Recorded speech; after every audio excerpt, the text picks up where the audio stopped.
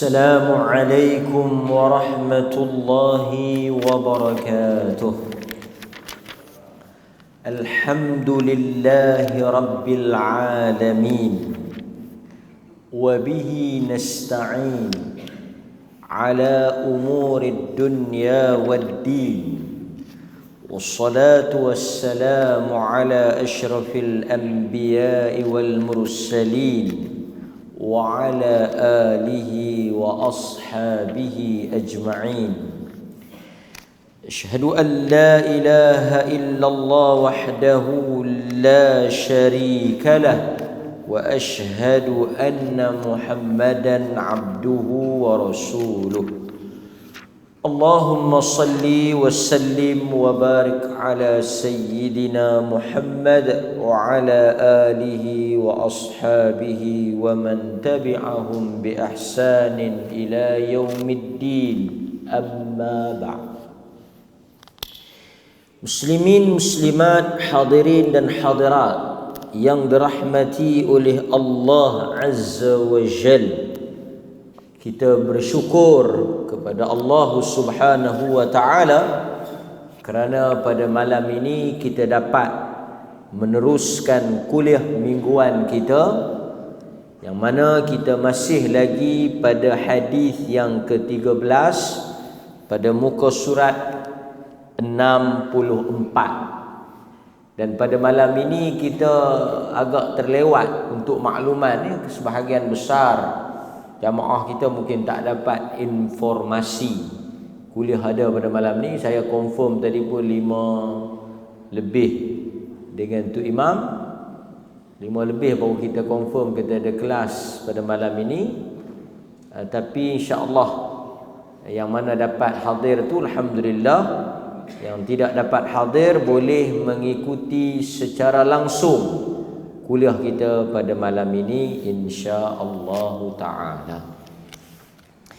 Kita dah baca dan kita telah bahas hadis ini sebahagiannya pada kuliah yang lepas. Kalau tuan-tuan masih ingat, kuliah yang lepas kita telah bincang tentang sifat ahli syurga dan ahli neraka. Pada malam ini kita akan baca sedikit, kemudian kita sambung apa yang disebut oleh Nabi di dalam hadis yang kita bincangkan insya-Allah.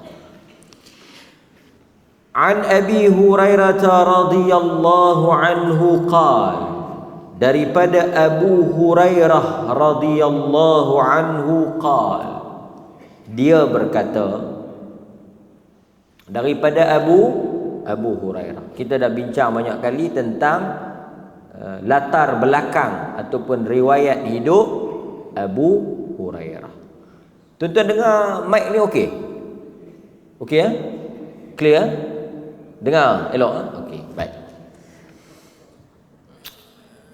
Qala an-nabiy sallallahu alaihi wasallam, kata Abu Hurairah, Nabi sallallahu alaihi wasallam bersabda, tahajjatil jannatu wan nar, telah berdebat, telah bertengkar, telah berhujjah syurga dan neraka. Kita dah ulas dalam kuliah yang lepas, al jannah wan nar makhluqatani, yang mana syurga dan neraka ini ialah dua makhluk. La yanfiyani, dan kedua-dua makhluk ini tidak musnah. Artinya di sisi ahli sunnah kita beriman bahawa syurga dan neraka kekal, tidak fana, tidak musnah, dan telah wujud pada saat ini.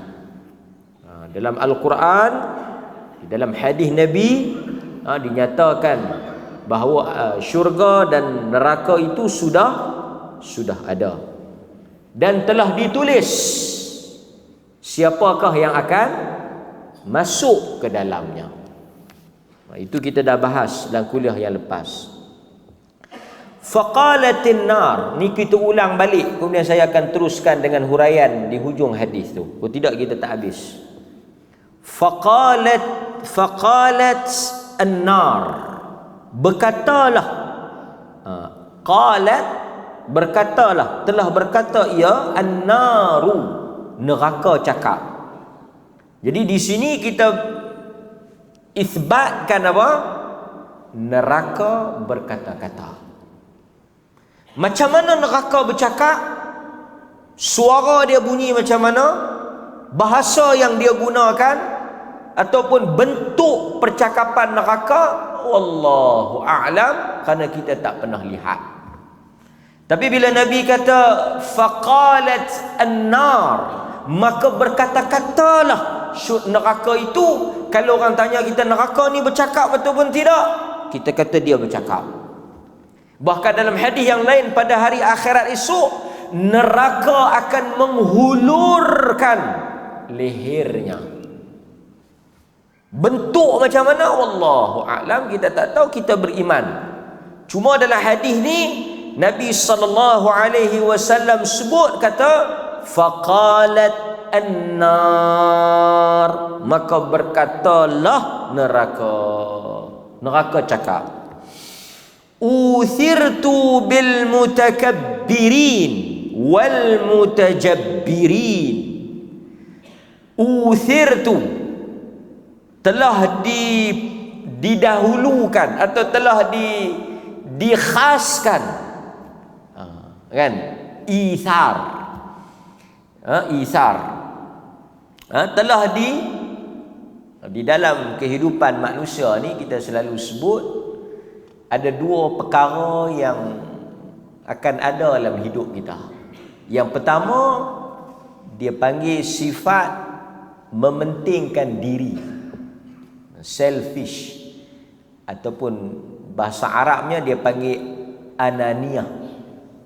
Ananiyah ni daripada perkataan ana, artinya dia bersifat keakuan.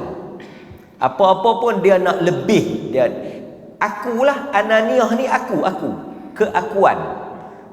Apa-apa pun aku dulu, nak dapat pun aku, nak makan pun aku. Dia bersifat mementingkan diri. Dia tak peduli orang lain, dia tak heran orang lain, yang pentingnya dia. Dia tak fikir orang lain macam mana, apa nak jadi, orang lain dapat tak dapat, dia tak ingat orang belakang. Yang tu dia panggil ananiyah, keakuan.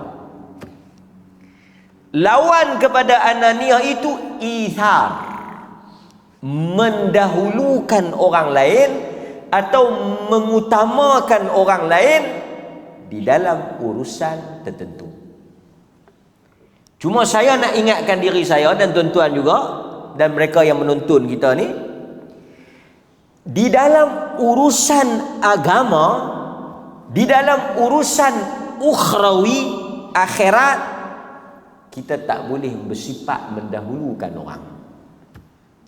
Kita kena sifat kita dulu. Kita nampak sah kosong, ada ruang kosong, kita kena pergi celapak, pergi duduk dulu. Kita kena berebut, kita ambil dulu. Kita kena dahului orang lain. Di dalam urusan agama kita, kan, kalau orang tanya apa-apa yang nak berkaitan dengan agama, nak yang bersifat akhirat, tak payah duk fikir orang lain, kita pergi ambil. Kan? Orang kata kita ada 5 tempat nak pergi umrah, siapa nak pergi? Kita ada 5 kota nak pergi haji, siapa nak pergi? Dia tak, kalau hang nak pergi, aku tak pergi, tak apa? Tak ada. Kita ambil. Dalam soal agama, kita ambil. Tapi dalam soal dunia, soal keduniaan, ithar bagus. Wa yu'thiruna ala anfusihim. Quran puji golongan Ansar. Allah puji orang-orang Ansar. Wa yu'thiruna ala anfusihim. Mereka mendahulukan, mereka mengutamakan orang lain, mereka memberikan perkara itu kepada orang lain, melebihi diri mereka sendiri, walaupun mereka juga memerlukan hal itu dalam urusan dunia. Kita nampak satu kerusi kosong, kita pun nak duduk, tapi kita tengok ada orang lain macam dia tak larat, kita kata cik duduk ah.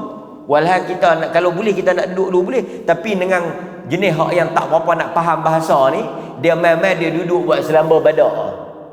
Dia tak siapa suruh hang lambat, kawan tu nak laju macam mana dia tak larat. Tebing apa tank kawan tu jatuh tersebut kan.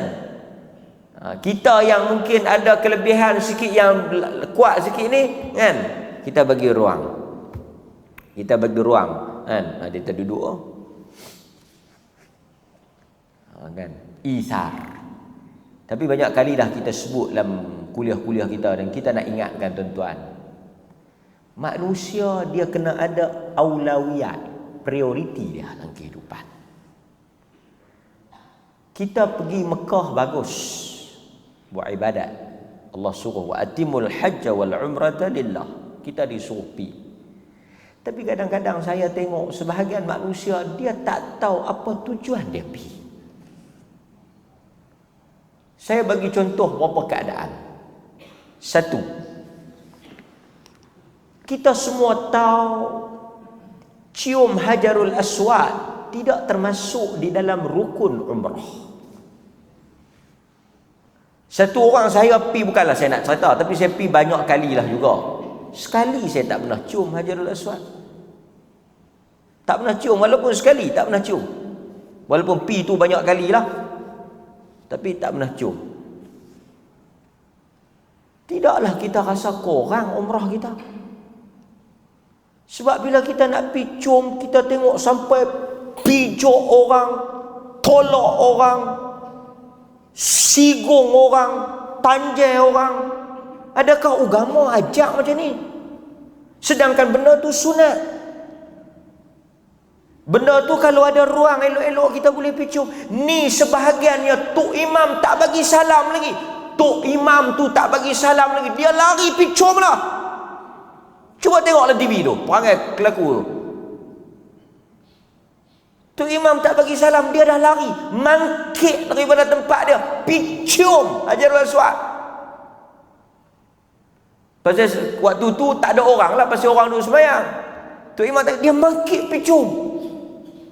Tinggal sembahyang ni.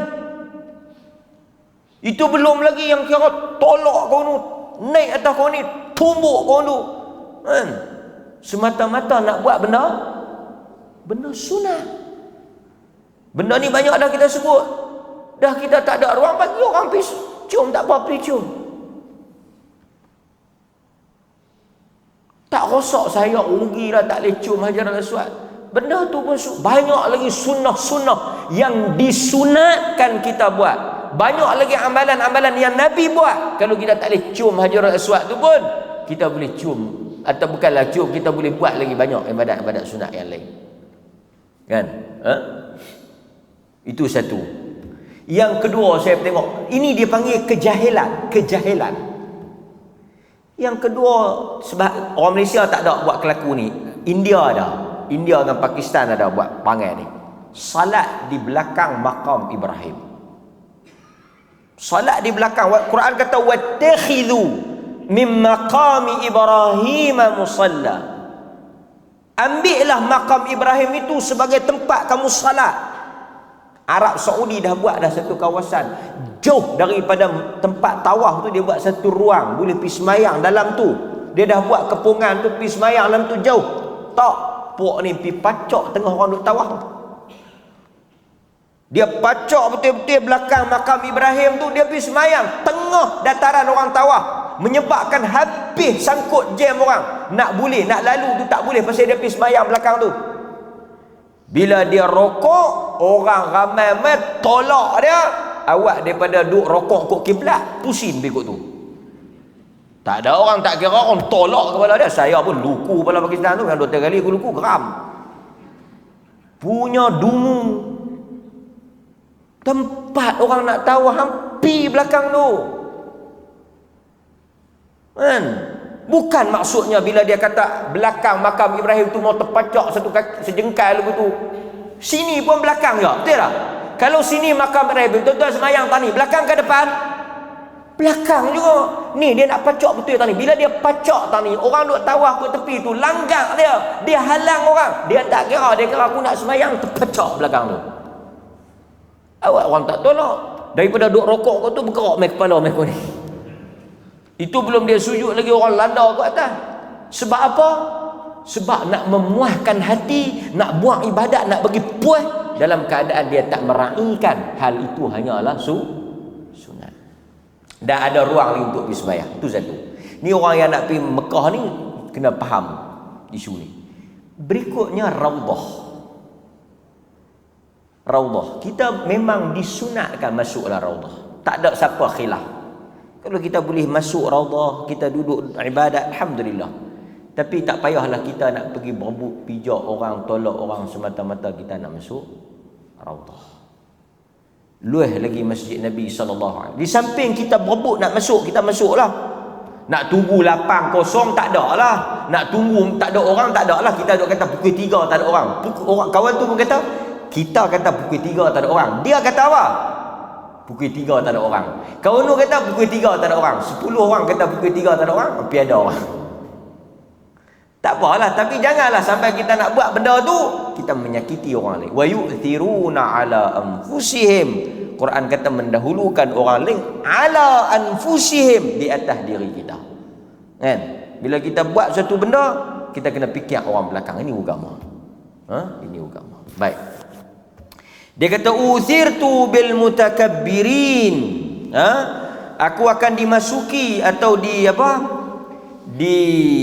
dipenuhi oleh orang-orang yang sombong dan orang-orang yang mutajabbirin, orang-orang yang bongkak, yang belagak. Jadi orang-orang yang sombong, takabur, apa dia ni? Di dalam Al-Quran Allah Subhanahu wa taala cerita tentang Nabi Allah Adam alaihi salam. Ketika Allah Taala cipta Adam min salsalin min hama'im masnun. Allah kata kami menjadikan Adam ini daripada salsal, tanah liat yang kering. Tanah liat lah, daripada tanah. Apabila Allah kata fa idza sawaituhu, apabila dia telah selesaikan mencipta Adam daripada tanah liat itu, dia suruh malaikat sujud. Malaikat sujud. Malaikat sujud. Yang tak sujud iblis. Allah Ta'ala tanya, pasal apa engkau tak sujud? Kenapa engkau tak sujud? Dia kata takkan aku nak sujud. Dia timbulkan isu apa? Dalam Quran dia timbulkan isu material, ingredient yang digunakan untuk buat Adam. Dia kata takkan aku nak sujud kepada satu makhluk yang dibuat daripada tanah liat. Dia kata, dia mempertikaikan. Dia kata takkan aku nak sujud kepada makhluk yang diperbuat daripada tanah liat. Artinya dia pandang hina, dia pandang lekeh, sedangkan dia daripada api. Ana khairu minhu, aku lebih baik daripada dia. Nampak tak tuan-tuan? Yang kata sombong itu apa dia? Wa ghamtun nas, dia memperlekehkan manusia. Dia bukan sahaja merasa diri dia lebih, pada masa yang sama dia memperlekehkan orang lain. Okey. Sombong ni dia mai dengan satu lagi penyakit yang kembar dengan sombong, apa dia? Hasad. Yang ni dia tak boleh lekang lah. Dia akan duduk sekali. Macam bulan bintang, kan? Dia duduk sekali. Iaitu sombong ini, dia akan ada satu penyakit lagi, hasad. Bila dia berasa, pertama dia akan berasa dia lebih pada orang. Bila dia berasa dia lebih pada orang, dia sombong. Bila dia tengok orang lain lebih pada dia, dia hasad. Mula-mula iblis dia tengok Adam tu lekeh, maka dia menyombong. Apabila Allah suruh malaikat sujud, termasuk dia sujud, dia nampak Adam tu lebih. Adam tu lebih pada dia, pasal dia pun kena hormat ke Adam. Bila dia nampak Adam ada kelebihan lebih pada dia, dia mai hasad. Pasal tu payah orang sombong tak ada hasad. Selalunya bila orang hasad, dia akan main dengan sombong, dan bila sombong dia akan ada hasad. Dia sekaligus. So hadirin mukminin, yang ni kita kena hati-hati. Termasuk saya yang bercakap dan tuan-tuan yang mendengar. Kemudian waqalatil jannah, yang ni semua kita dah ulah dalam kuliah yang lepas, cuma kita sambung. Waqalatil jannah mali la yadkhuluni illa du'afa'un nas wasaqatuhum. Manakala syurga kata apa? Tidaklah masuk dan tidaklah menghuni, la yadkhuluni, tidaklah masuk ke dalamku, illa du'afa an-nas wasaqatuhum, melainkan orang-orang yang dhaif di kalangan manusia. Jadi orang macam mana Kalau tadi sombong, kalau yang masuk neraka sombong, yang masuk syurga lawan kepada sombong, tawadhu'. Tawadhu'. Pasal itu soal kaya miskin, soal cantik buruk, itu nombor 2. Sebab ada orang kaya tawadhu', ada orang kaya tawadhu', dan ada orang miskin yang menyombong. Tak padan dengan diri itu nak menyombong. Kan? Pasal itu orang Melayu ni bahasa dia tajam, ukur baju di badan sendiri. Kan? Nak menyombong pun biar padan, bukanlah boleh.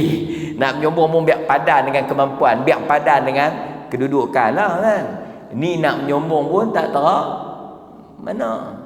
Malah lah kita nak cakap kan, sakit kita pula jadi berdosa. Tapi nak habang yang macam tu lah. Kan? Ada orang kaya tawadhu'. Dan selalunya yang kaya betul ni memang dia tawadhu'. Yang duk tunjuk ke orang kata dia kaya ni, yang duk tunjuk duit ke orang, yang duk tunjuk jam banyak ke orang, yang duk tunjuk ni orang betul-betul kaya, depa tak ada nak tunjuk ke orang lah. Yang kaya betul ni yang jenis sengak tu, yang duk meloncat hangat tak ketahuan hala ni. Hak yang baru ada aku 10,000 20,000, oh dia punya meloncat. Sekarang saya orang kaya, saya kena tukar saya punya jalan. Baru berapa kaya sikit nak kena tukar jalan lah. Kan? Macam tu tuan tengok yang kaya yang tunjuk ni, nak habaq kata dia tu kaya, jam pakai kiri kanan. Nak habaq kata kaya. Yang ni kita pun tak tahu kaya ke gila.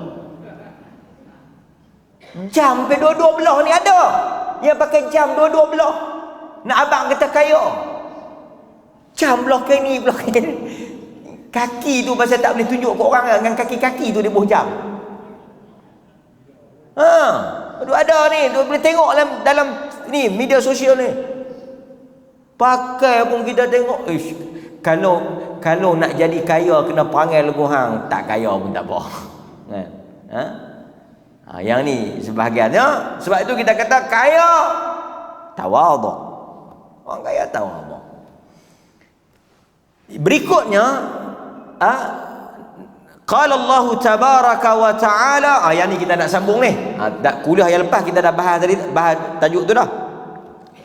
Qala Allah ta'ala, qala Allah tabaraka wa ta'ala lil jannah, anti rahmati, engkau rahmatku.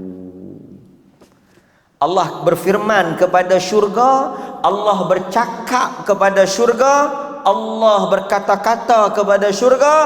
Qala Allah tabaraka wa ta'ala, anti rahmati arhamu biki man asya'u min ibadi.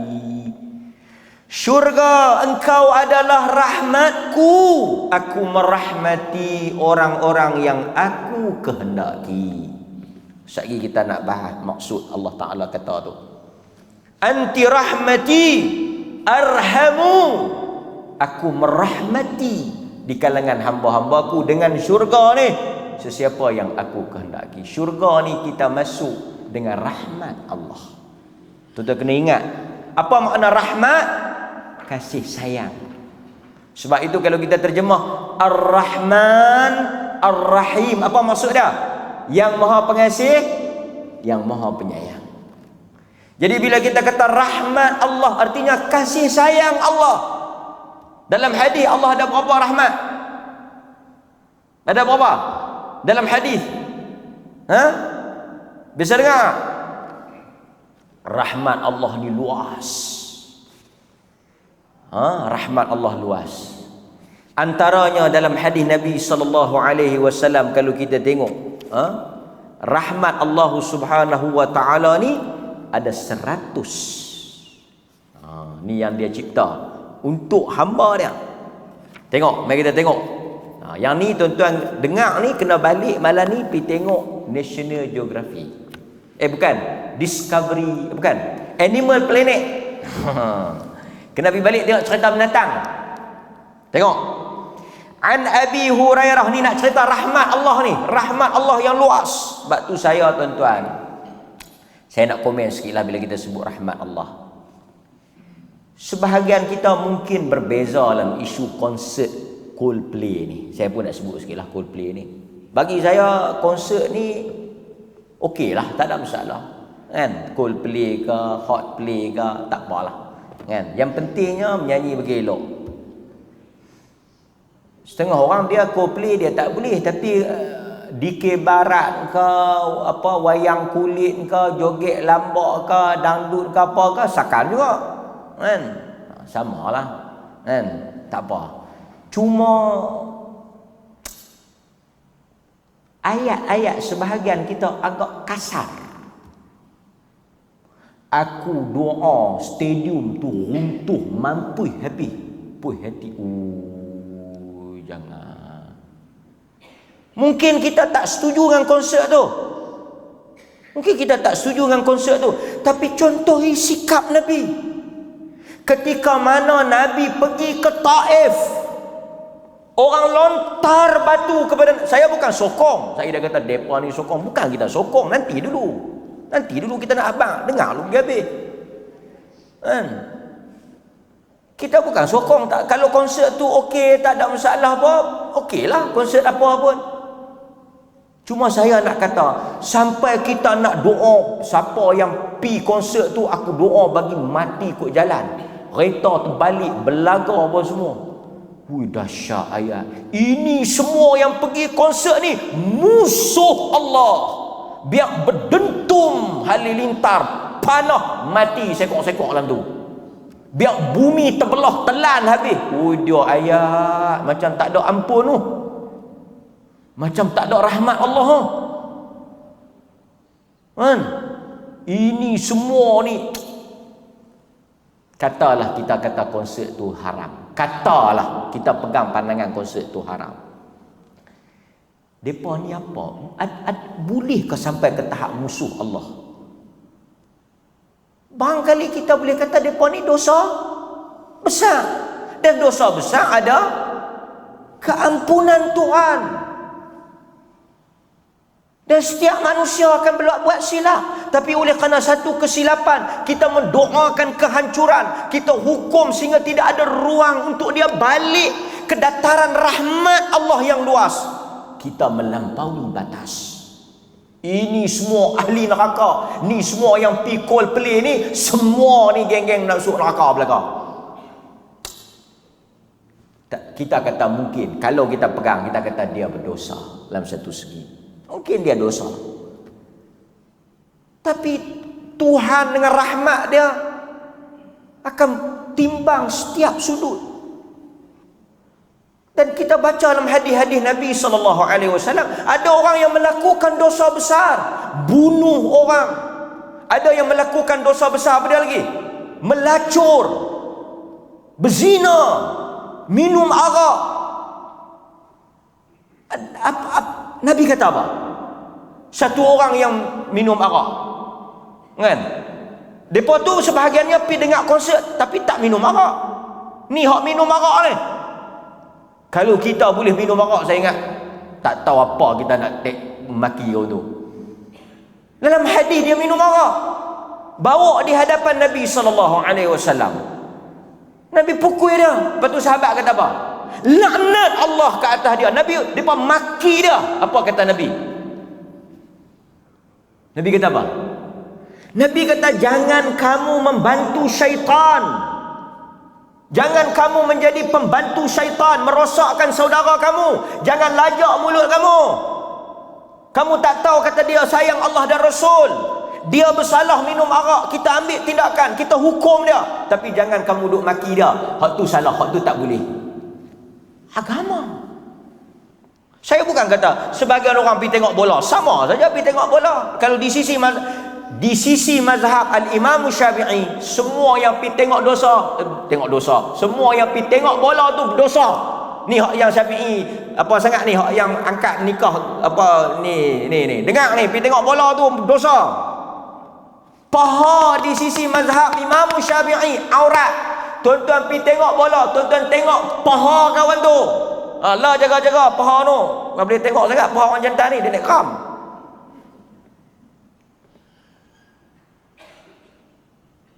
Pasal apa kita tak kata hak pergi tengok bola tu semoga reban stadium? Pasal apa kita tak pergi lawan orang pergi tengok bola macam mana kita lawan orang pergi tengok konsert? Pasal kita pun suka seronok tengok bola. Ini tak betul. Pergi tengok bola kalau mengikut mazhab Syafi'i berdosa. Kerana pergi tengok aurat orang. Ada bededah aurat orang. Habis sangat kalau dia nak tengok bola, dia kena tutup mata dengar. Gol tak gol? Dia kena dengar ya, dia tak boleh tengok. Penyerang telah sepak kepada defend telah sepak kepada penyerang. Gol, gol. Yang ni warak. Hang pergi tengok, hang berkatok beli tiket, hang duduk depan. Kita bukan nak defend orang tengok konsert, salah. Tapi kita apabila kita baca rahmat Allah yang luas, kita baca keampunan Tuhan yang luas, kita baca kasih sayang Tuhan yang tidak ada batasannya, kita kata mereka mungkin salah. Tapi untuk nak nerakakan mereka, untuk nak minta supaya reban stadium, minta supaya Tuhan bagi guruh panah mereka, kilat panah mereka, yang ni salah, yang ni melampau. Rahmat Allah luas. Nabi tak bagi sahabat maki minum arak. Nabi tak bagi. Nabi kata dia salah. Dia sayang Allah dan Rasul. Dan mungkin sebahagian orang yang pergi tengok, Muslim yang pergi tengok konsert tu, mungkin dia sayang Allah dan Rasul, betul tak?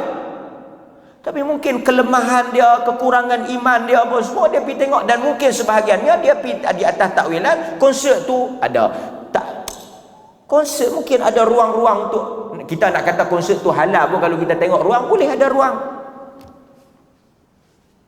Dan penyanyi tu saya kata dipahamkan dia baca pantun, baguslah juga kan. Dia baca pantun, taklah dia buat benda yang tak elok. Dia berkata di LGBT saya tak tahulah, tapi di atas pentas tu dia tak buatlah tindakan LGBT tu, okeylah. Jangan lajak lebih pada laju. Rahmat Allah luas. Orang yang pergi tengok konsert malam tu, mungkin dia balik, dia bertobat, dia istighfar, apa kita pun tak tahu. Dalam hadis Nabi SAW cerita tentang dua orang sahabat kan, dua orang saudara tu. Yang dia kata apa? Dia kata hang bertobatlah. Hang duk kalut apa urusan aku, hang tak payah duk kalut. Dia tegur kawan dia tu dalam hadis Bukhari. Kan? Nabi kata dua orang bersaudara, dia tegur kawan dia. Kawan dia kata hang jangan duk kalut urusan aku. Dia kata hang kalau mati Tuhan tak ampun Tuhan tak ampun dosa hang masuk neraka. Hang masuk neraka. Siapa masuk neraka? Hadis ni selalu kita baca, siapa masuk neraka? Orang yang merasakan diri dia tu bagus. Orang yang buat ibadat, bukan bagus memang bagus. Ahli ibadah, abid. Dia masuk neraka. Kawan yang dia kata masuk neraka tu masuk syurga. Nampak tuan-tuan? Kawan yang apa? Kawan yang pidu hukum tu dia kata hang Tuhan tak akan ampun dosa hang dan hang akan masuk neraka. Dia yang masuk neraka. Kawan yang dia kata tu masuk syurga, pasal Tuhan kata hang mendahului keputusan aku. Rahmat Allah. Saya tak kata benda tu mesti betul, saya tak kata benda tu mesti halal, tapi jangan lacak sangat. Kan? Dan kalau dia pergi dengan bini dia, tak salah. Dia pergi dengan bini dia, pergi nak dengar lagu.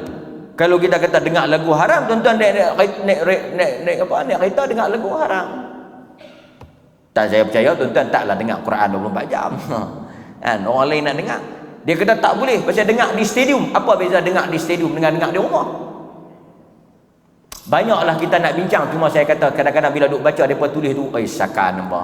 Kan? Seolah-olah kunci syurga itu di tangan kita. Ini kita tak nak.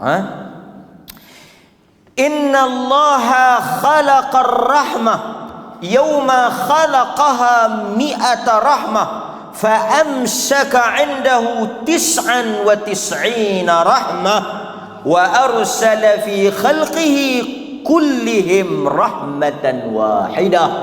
Ni dalam hadis lain Allah mencipta, dia buat rahmat, dia buat sifat rahmat, bukan sifat dia. Dia ciptakan rahmat untuk makhluk dia, bukan untuk sifat rahmat Allah. Allah bersifat dengan rahmat tu kekal. Yang ni yang dia kata dia ciptakan rahmat untuk kita. Yang kita tengok budak kita sayang, kita tengok orang Palestin kita kesian, tu mai daripada mana? Daripada hadis ni ya.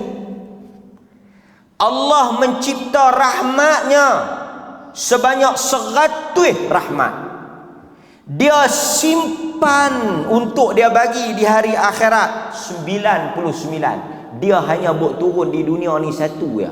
Yang Pak Long tengok cucu rasa kesian, tengok bini rasa sayang, tengok orang susah rasa sedih. Tadi saya baca berita ada budak kena halau dengan tuk dia. Ada budak di Perak kena halau dengan tuk dia, 4 budak kan, mereka lempak. Kita tak kenal pun. Ada satu kes di Perak, 4 orang budak umur berapa tahun tak tahu, tuk katanya tuk dia pergi buang dia, pergi tinggal dia di guard. Kita bila baca kita sedih. Bukan nak kita, bukan adik-adik kita. Main mana perasaan tu? Ni segala perasaan kesian, segala perasaan kasih, segala perasaan cinta, segala perasaan sayang yang ada atas muka bumi ini hanyalah juz'un, satu juzuk daripada 100 yang Tuhan buat tu. 99 di sisi dia, satu yang dia buat turun. Satu tu pun kita tengok sakan dah.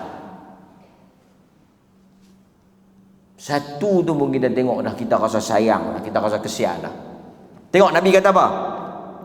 Nabi kata, "Falau ya'lamul kafir bi kulli alladhi 'inda Allah min ar-rahmah lam yay'as min al-jannah." Kalaulah orang kafir ni dia tahu besarnya rahmat Allah, dia sendiri tetap akan ada harapan masuk syurga. Tu dia. Kalau orang kafir itu dia tahu besarnya rahmat di sisi Allah. Kalau orang tanya dia, hang kalau mati kafir, ada can nak masuk syurga? Ada. Pasal apa? Rahmat Allah besar. Tu sampai terang tu, walaupun dia tu tak masuk lah kan. Tapi chances itu tetap dia ada harapan. Pasal apa? Pasal dia tahu kata rahmat Allah. Hak satu pun tak sangka dah, hak 99 tu lagi lah. Pasal itu kita kata kan, bagus ya pok hang, rajin duk bagi duit kat hang. Tu baru hang tengok pok aku yang ada berapa ringgit lah. Hang belum tengok mak aku yang sebenarnya duit betul duk kada. Lagi sekarang kan. Kalau pok aku boleh bagi RM1, mak aku boleh bagi 10. Contoh nak abang kata harapan tu kan. Dan kalaulah orang mukmin dia tahu banyak mana rahmat yang ada di sisi Allah kan, dia tidak akan apa? Lau ya'lamu bikulli, lau ya'lamul mu'min bikulli alladhi 'inda Allah minal 'adzab. Yang ni untuk orang beriman. Kalaulah orang beriman tu tahu azab Allah besar mana, hak ni dia tak akan rasa selamat daripada neraka. Dia terbalik. Kalau orang kafir dia akan rasa selamat pasal rahmat Allah besar. Pasal itu tuan-tuan, kita dalam hidup ni bila kita jumpa orang-orang yang buat dosa, kita kena cerita rahmat Allah juga. Jangan cerita azab dia saja. supaya dia sangka baik, dia ada harapan. Contoh tuan-tuan jumpa dia, "Oi, hang balik mana oi? Konsert." Kalau hang mati malam ni masuk neraka. Neraka paling bawah. Munafik pun tak bawah macam hang. Kita tuan-tuan cerita macam tu, dia kata apa? Dah halang-halang masuk, aku patah balik pi pula. Kita dalam hidup ni mesti kita bagi apa? Kita bagi ruang untuk dia rasa ada harapan. Nampak? Kemudian nampak di satu rahmat tu. Satu rahmat itu sehingga seekor haiwan mengangkat kakinya kerana takut terpijak anaknya. Tuan-tuan tengok rimau yang buas tu. Rimau yang buas tu, kan? Dalam hadis disebut harimau yang buas. Anak dia sayang. Binatang-binatang yang buas tu, anak dia sayang tak? Dia sayang. Ni binatang ni dia bukan ada kepala otak. Dia bukan ada akal. Tapi macam mana yang boleh main sayang tu? Satu rahmat yang Allah. Satu rahmat yang Allah turun tu boleh kat boya sikit, boleh kat rimau sikit. Pasal tu dia kata rimau ni ada dua ustaz, satu rimau di hutan, satu lagi rimau di rumah. Balaghah. Arab ni dia ada majaz. Dia kata aku melihat singa di dalam kelas. Al-asad bil fasl. Singa di dalam kelas. Takkan singa dalam kelas artinya cikgu dia yang cengih tu. Dia nak kata cikgu dia cengih, dia kata singa dalam kelas. Jadi bila Tuhan buat turun rahmat tu, boleh kat binatang sikit. Pasal tu tuan-tuan jangan pelik, binatang sayang anak. Saya tengok satu cerita dokumentari tu. Rusa ni dia nak lintas sungai tau. Ramai-ramai kawanan rusa ni. Rusa ke kijang ke saya pun tak tahulah. Kan? Rusa ke kijang ke antelope. Depa nak lintas sungai ni. Ni dokumentari tu yang orang duk rakam tu. Bila lintas, boya ni banyak tau. Dia telah serang. Mok ni, yang kata mok binatang ni, dia telah lepas pi nak naik rubin tu, tebing tu dah. Dia tengok anak dia dah nak kena ngap. Dia U-turn balik, dia pergi dekat boya tu, serah diri dia untuk nak bagi anak dia berenang pi.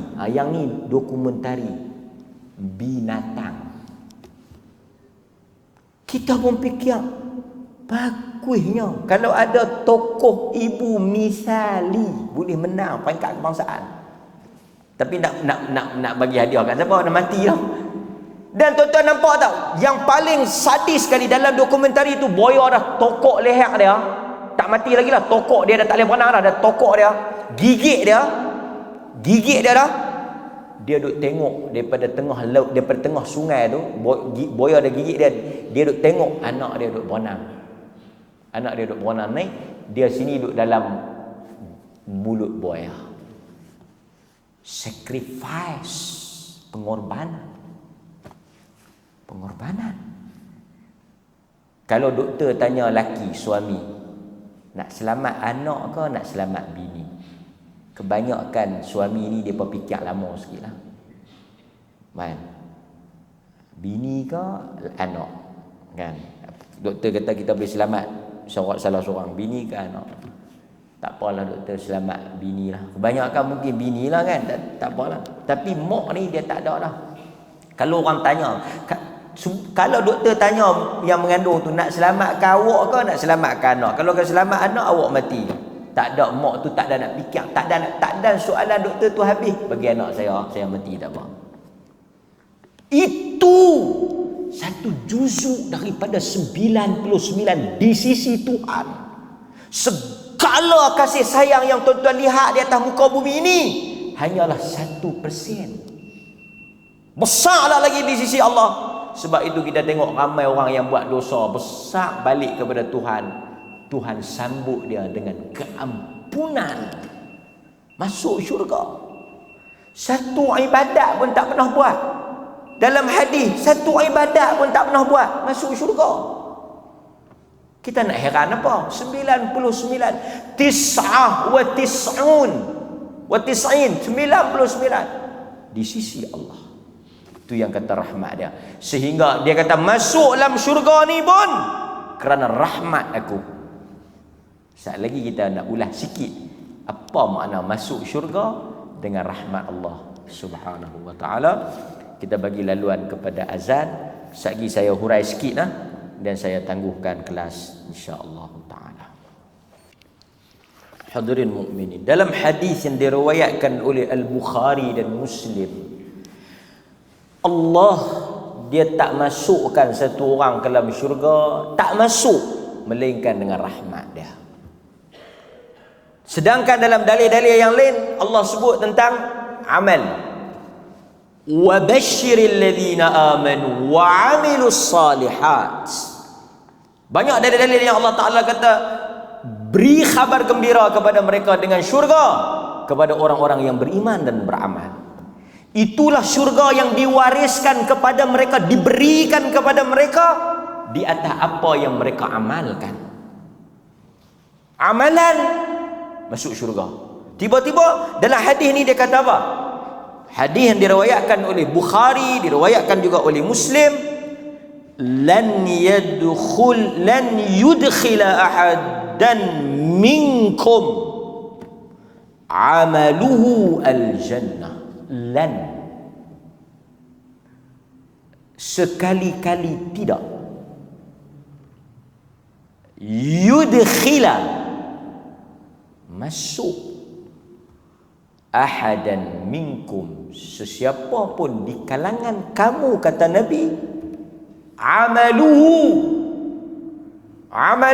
tak masuk ke dalam syurga kerana amalan dia, al-jannah. Tak masuk ke dalam syurga kerana amal. Dah. Bukan kerana salat, bukan kerana puasa, bukan kerana baca Quran, bukan kerana sedekah. La. Sahabat kata, wala anta ya Rasulullah. Dan engkau juga. Ni saya nak cerita yang kata, yang dalam hadis ni kata, anti rahmati arhamu biki man asya.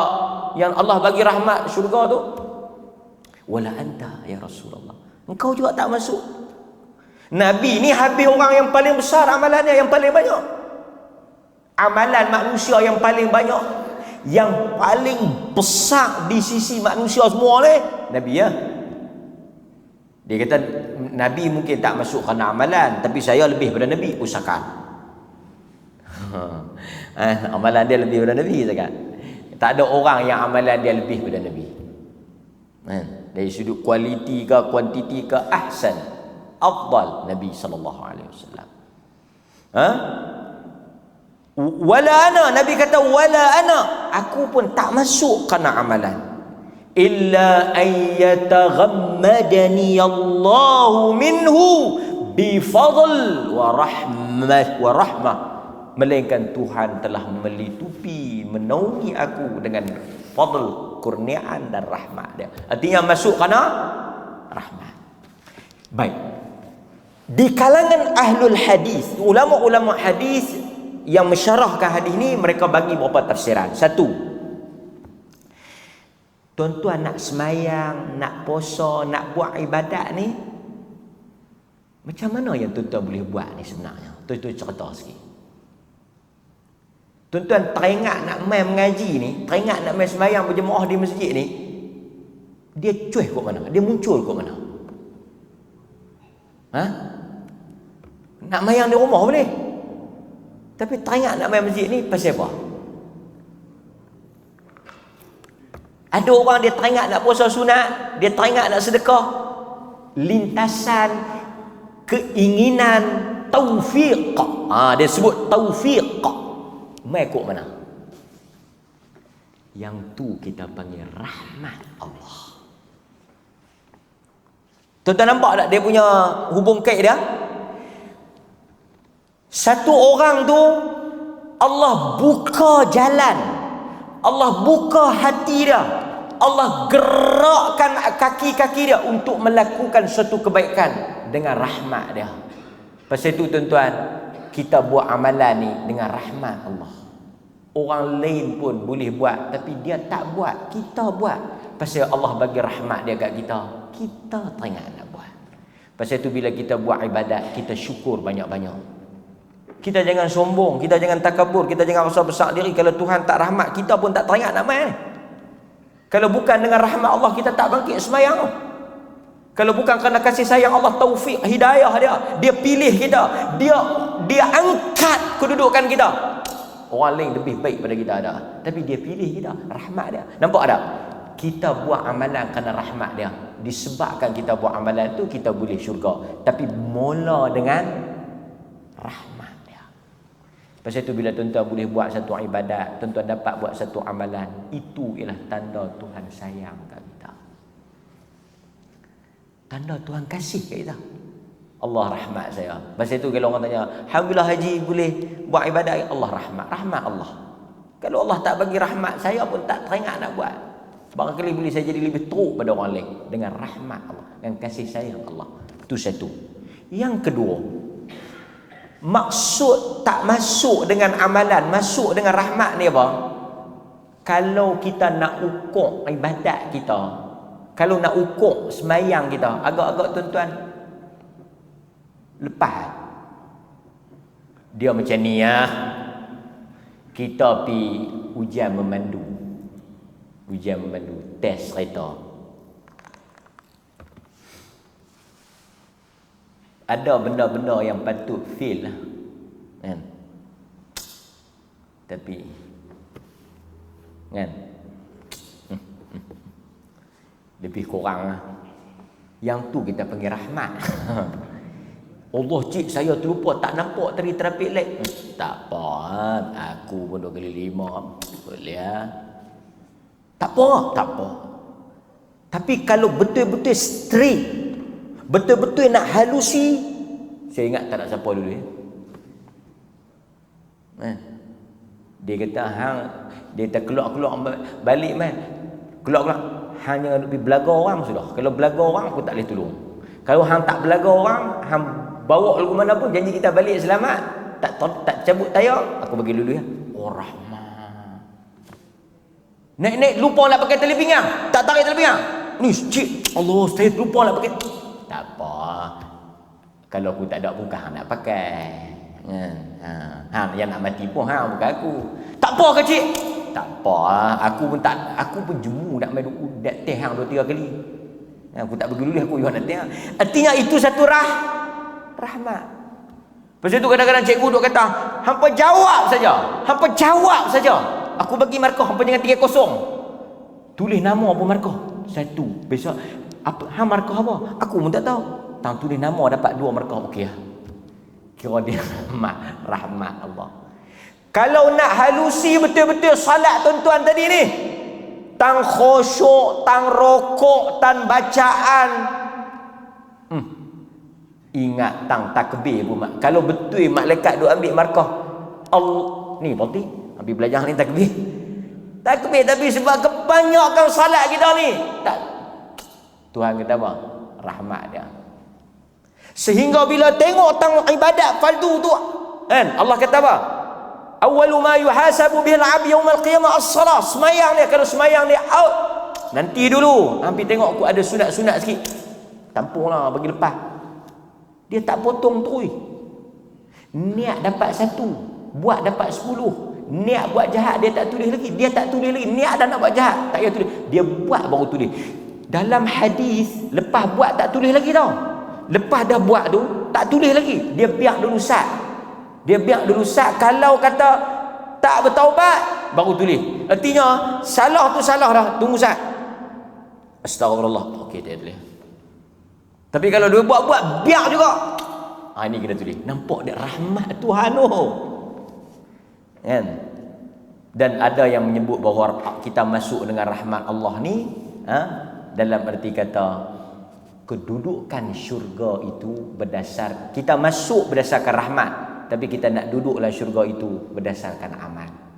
Kelas 1, kelas 2, kelas 3, kelas 4, kelas 5. Dia tak bersepah hang masuk syurga tapi duduk kelas bawah, amalan kurang. Bersepah hang duduk kelas 1, amalan aku lebih. Amalan membezakan darjat, tapi masuk dengan rahmat. Banyaklah takwilan kalau kita nak sebut ni panjanglah. Akhirnya kita masuk dengan rahmat Allah. Jadi tuan-tuan, syurga ni Allah nak rahmat kita. Kalau nak kira layak, tak layak. Kalau nak kira banyak, tak banyak. Tapi rahmat Allah lebih luas daripada kemurkaan dia. Maka kita sebagai hamba dia kena tanam sifat ni. Sifat rahmat lebih besar daripada sifat marah. Kan? Kita kadang-kadang angin juga, tapi kita duk fikir Allah tu Maha Rahmat, Maha Pengampun. Kita pun faham kan. Khudhil af, Quran kata, ambillah kemaafan. Kan? Mudah-mudahan Tuhan rahmat saya.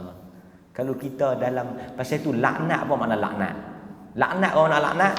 Bila kita kata Tuhan laknat dia. Laknat artinya ibtiad, jauh daripada rahmat Allah. Orang yang jauh daripada rahmat Allah, dia duduk pada kedudukan apa pun, harta yang berkoyan-koyan, hidup dia akan sempit. Quran kata waman a'rada an dzikri fa inna lahu ma'isyatan dhanka. Sempit, sesak, serabut, karena dia tak duduk di dalam rahmat Allah. Mudah-mudahan Tuhan rahmat kita, keluarga kita dan negeri kita. Sallallahu ala nabiyina Muhammad wa ala alihi wa sahbihi wasallam. Walhamdulillahi rabbil alamin. Wassalamualaikum warahmatullahi wabarakatuh.